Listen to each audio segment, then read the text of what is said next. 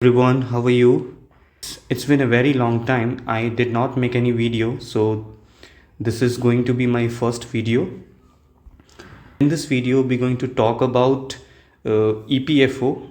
Why we wanted to talk about EPFO? Because there was a ruling from the Honorable Supreme Court of India with regards to the higher pension. That is why we wanted to talk about and want to cover this aspect so that people can understand it and make decisions accordingly. So on 1st of May there was a Labor Day, and EPFOs is connected to labor because it comes under the Ministry of Labor and Employment. So before we get into the higher pension aspect, let's talk about EPFO first. What is EPFO and what does it cover? What is pension fund? What is provident fund? So there are, before getting to the higher pension thing, let's talk about the EPFO first. So in order to understand about the EPFO, let's jump onto the EPFO websites. It will give us some clue what is EPFO actually, right? So if we head over their websites and if I zoom a bit, so you see it's one of the largest social security organizations because it is taking care the needs of pension provident fund of the organized sector employees. So how this came into the effect, right? So this came into the effect with the Employee Provident Fund Ordinance that was passed on 15th November 1951, and then later it became Act. So that is Employee Provident Fund Act 1952, and then later on it was changed to Employee Provident Fund and Miscellaneous Provisions Act, right? So EPFO is headed by CBT. So what is CBT? CBT is a Central Board of Trustee that with the help of EPFO takes care of the fund, pension and insurance related things of the organized sector employees. So that is a brief about the EPFO. Now about EPFO schemes. So from their websites, they basically covers three sort of schemes. EPF scheme 1952, that is Employee Provident Fund scheme that comes from the 1952 Act. And then later on in 1995 there was some changes to the Act, and then they have added this pension scheme also. So that talks about the pension scheme. And then the third scheme is the insurance scheme 1976 that covers the need of insurance. Now, so in order to understand the higher pension part, right, so we need to understand few basic aspect that the whole thing revolves around. So we will just head over to the services and the employee options. So here if you see there are some download options provided. I would go to this wage ceiling. It is basically a limit set by the government of India. So in their consideration, they are capping the basic salary limit to a certain amount. That is the wage ceiling. So over the years, if you see, they have capped this amount. So if from this report, if you see from 1st September 2014 onwards, the wage ceiling is capped on 15,000, right? So people who may have joined prior to September 2014, the wage ceiling was around 6500. So this is the basis of calculation of pension. How the pension is calculated, I'll come to that in a minute. So before getting into this, we will just talk about pension fund and provident fund first. So in order to understand how the contribution is made, so in order to understand this, you need to have this contribution rate, right? Okay, so there are two aspects, right? So first off is there is an employee and then there is an employer, right? So whenever employee receives some salary, he would have his fund account that is called EPF account. So 12% of his basic salary will be contributed to his fund account, and there would be the equal portion, that is 12% of basic salary, that will be contributed by employer. But here is the catch: employer does not contribute the entire 12% amount in the employee provident fund account. The employer contribution is segregated in two parts. So one of the part is the EPS and second part you already know, the provident fund account. So in 8.33% of the basic salary goes to the employee pension account, and as you read here, difference of employee share and pension contribution goes to the employee fund account. So in order to understand this, in one side we will cover the fund and other side we will cover the pension contribution, right? Now let's say somebody basic salary is 20,000, right? 12% of 20,000 will come around 2,400 rupees.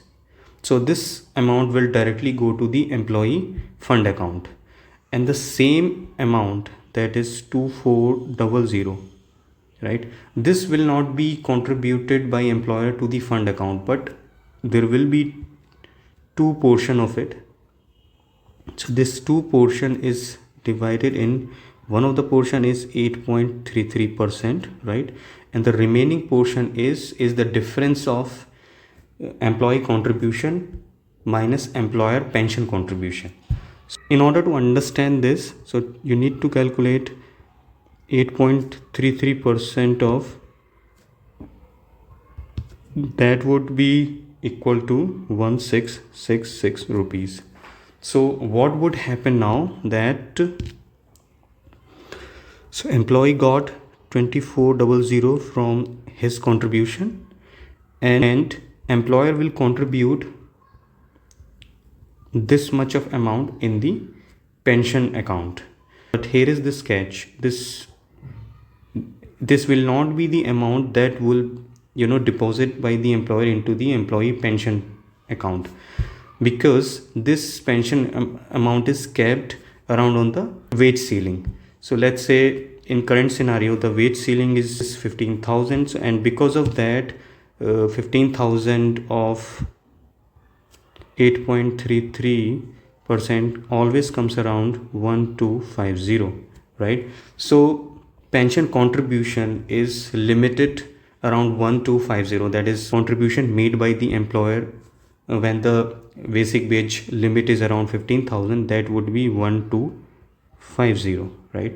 And the remaining of it would come around 1150, right? So if you just calculate it, so in the end of the month you will have this much of amount in the pension fund, and then so you would have 3,550 rupees in the employee fund account, and you will have 1250 rupees in the employee pension account, right? So that's how the whole calculation works. Just to have the another scenario, let's say if employee basic salary is 9,000 rupees, so here the calculation would change a little bit, right? Because in the current scenario the basic wage limit is 15,000, right?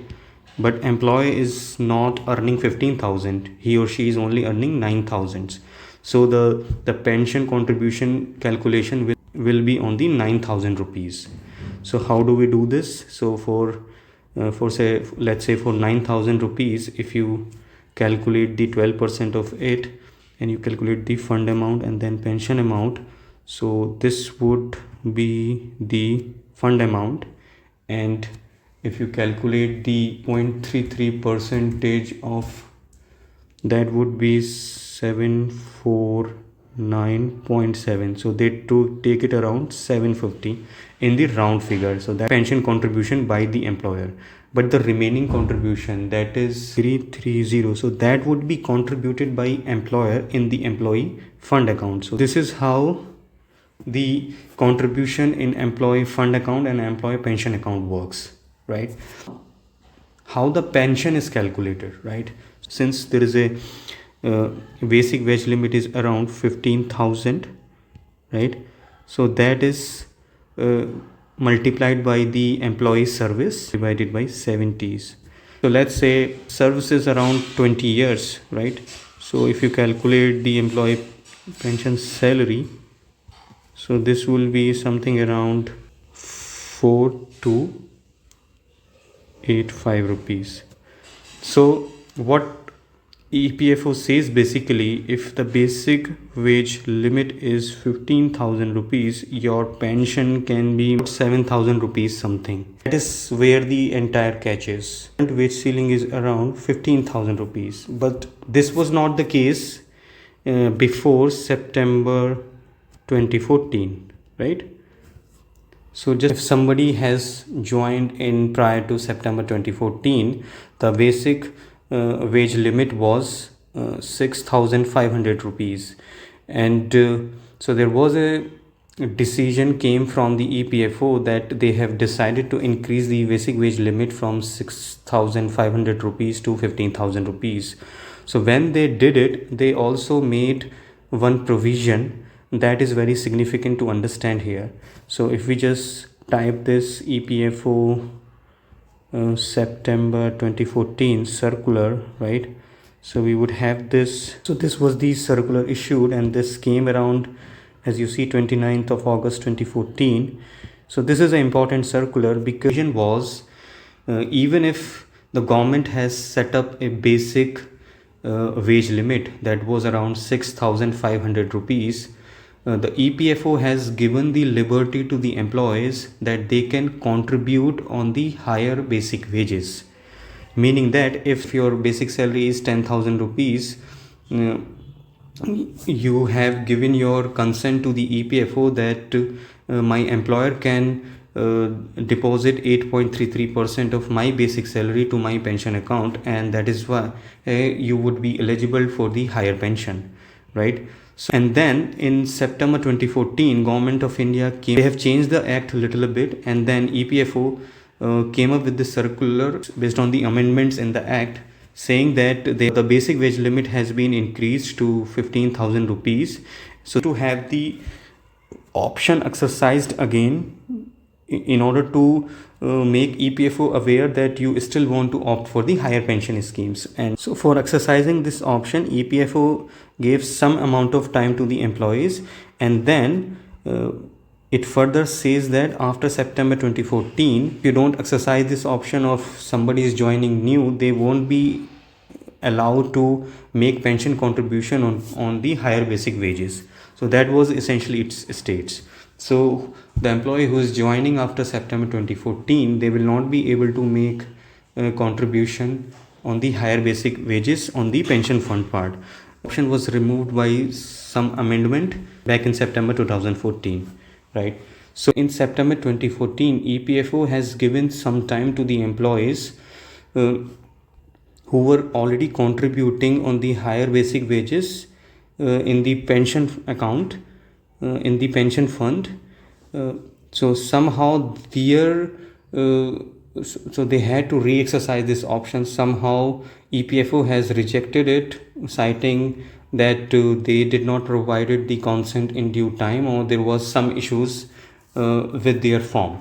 So all these employees filled the petitions in the court, and then matter finally reached to the Supreme Court of India, right? So in a nutshell, Supreme Court of India in its ruling said that any employee who joined before September 2014 is eligible for the higher pension if they provide their consent to the EPFO on the higher basic wages, so that their employer can contribute in the pension fund on the higher basic wages. So that was the decision came from the Honorable Supreme Court of India. So just to show you that, so we need to just type EPFO circular November 2022, right? So this circular will pop up.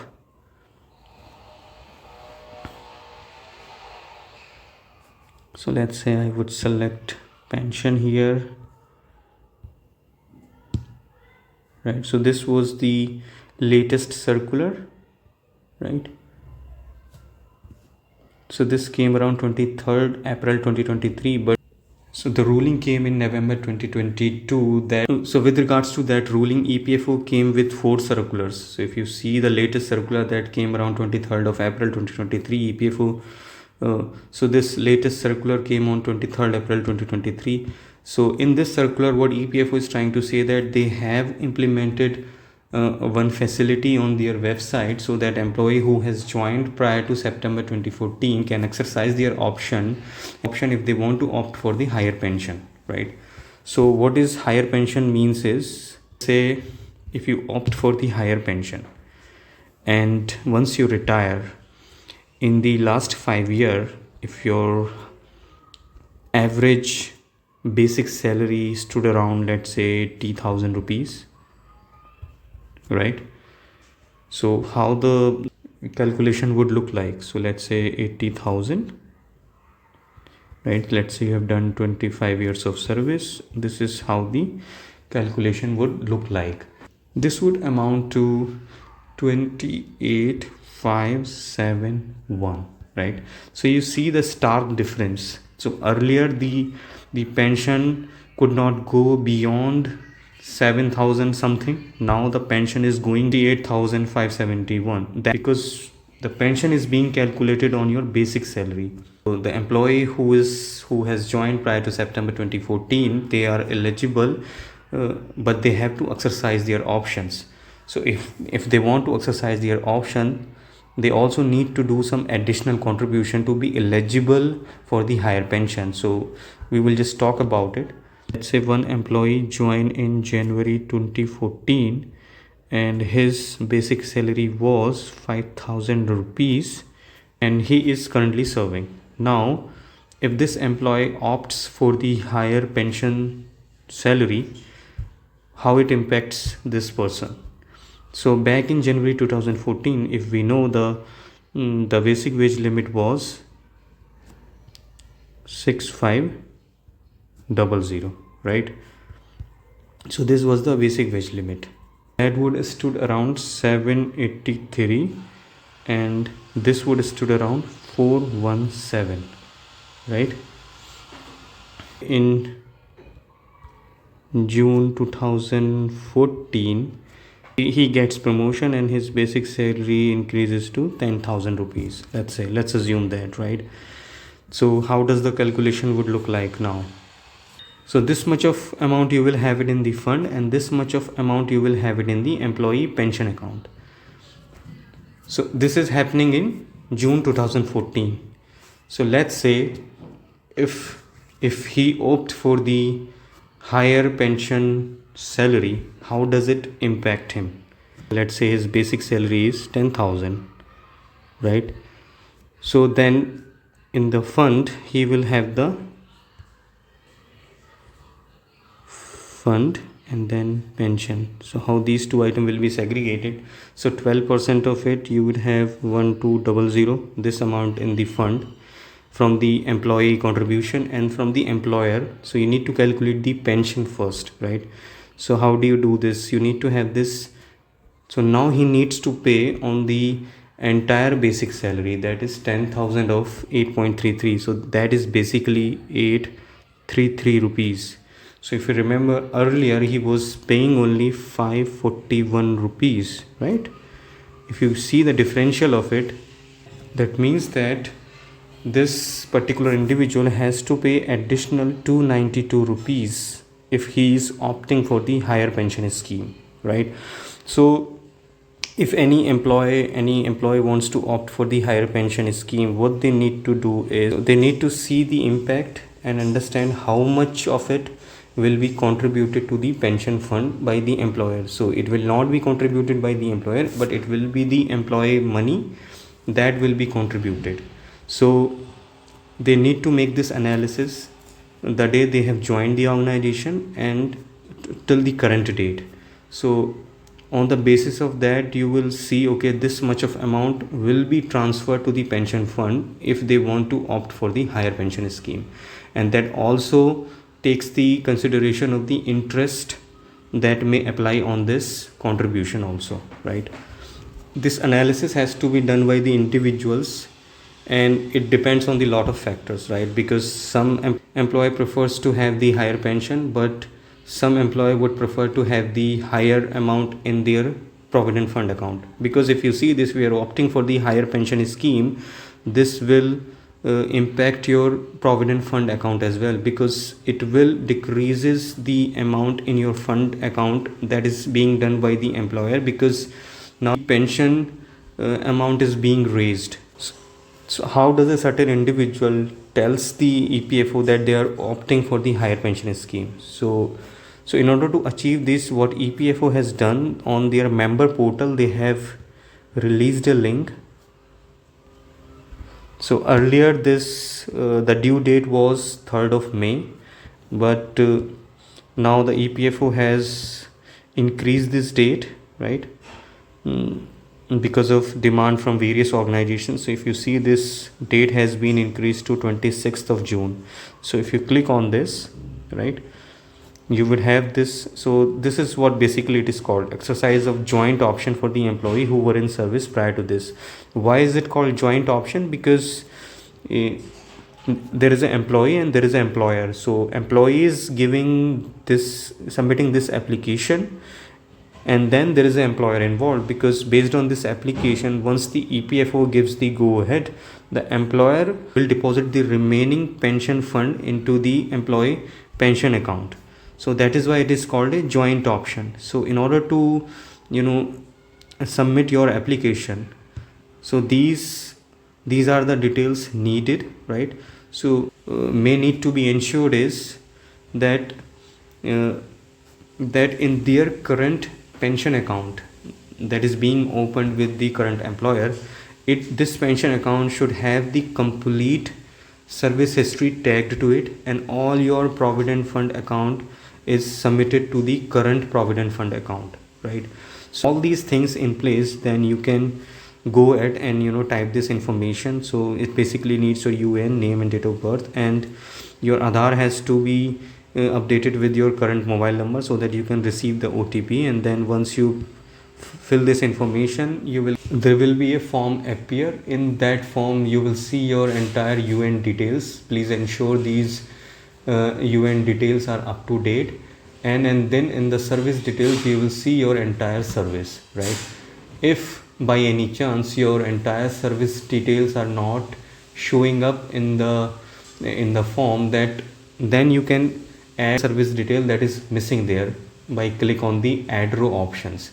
So once you add the service details, then you need to provide some additional information, that is the email ID and your account number and the IFSC code, right? So you can provide that information, and then there are some options that you have to fill it up, that comes under the joint option and contribution details. If you are an employee who has joined prior to 1st of June 2001, then you would select that option. If you are not that employee, then you would select the question number 2 as a yes.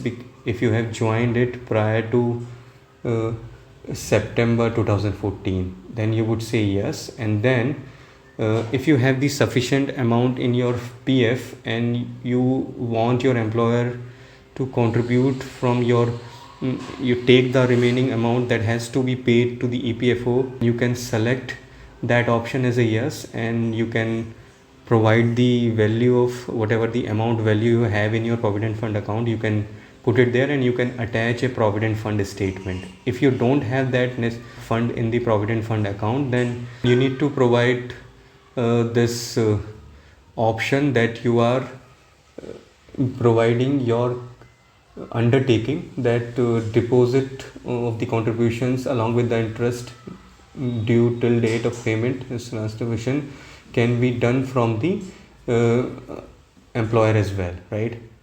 Your employer can take the amount from you and contribute on your behalf. You're giving that undertaking.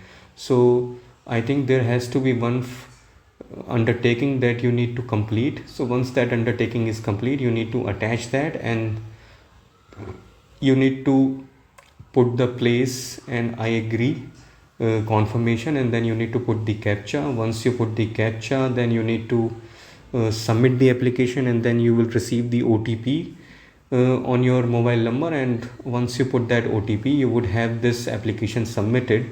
So once the application is submitted, you will have the acknowledgement number in place.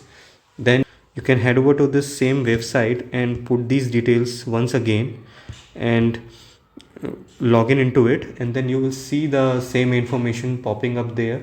with your acknowledgement number and all your member IDs that was there in the form, and so it will show that it is pending with your current employer, right? So from your side the application is submitted, right? But what will happen now is that EPFO will do some check whatever the information you have provided. If they are okay with it, they will verify it and they will approve it, or some sort of a mechanism at the end, whatever they want to do, and then it will goes to the employer, and then employer will do the necessary contribution either from your provident fund or either from your salary, whatever the means you have added in the form. So that is how you will end up paying the differential amount. So this entire thing covers how you can opt for the higher pension, and the decision to opt for the higher pension is up to the individual.